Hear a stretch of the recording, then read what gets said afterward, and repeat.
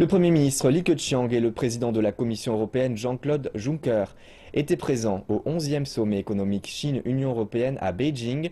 Monsieur Li et Monsieur Juncker se sont rencontrés en présence de représentants du monde des affaires pour discuter de questions commerciales et pour trouver un accord pour promouvoir le commerce et les investissements bilatéraux. Le Premier ministre chinois Li Keqiang a dit dans un discours introductif que la Chine chérissait la paix par-dessus tout et qu'elle agissait avec énergie pour résoudre le problème de la surcapacité de fer et de charbon. Le Premier ministre a appelé l'Union européenne à éliminer le protectionnisme et il a souligné l'importance d'une plus grande ouverture commune pour augmenter les investissements bilatéraux.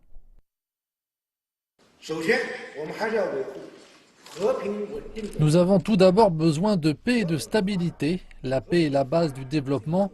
Il existe de nombreuses instabilités et conflits à travers le monde. Nous suggérons que les pays impliqués dans des conflits résolvent les différends de manière pacifique et constructive au travers de négociations. La Chine va continuer de maintenir et de contribuer à la sécurité régionale et internationale.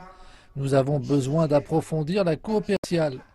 Les économies chinoises et européennes sont complémentaires et si nous ouvrons nos marchés davantage, nos liens commerciaux atteindront un nouvel échelon.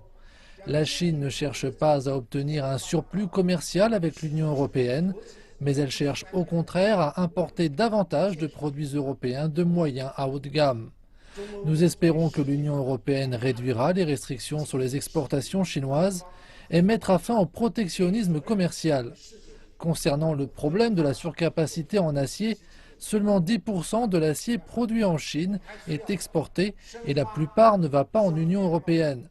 Nous n'encourageons pas les exportations d'acier car elles polluent lourdement notre environnement.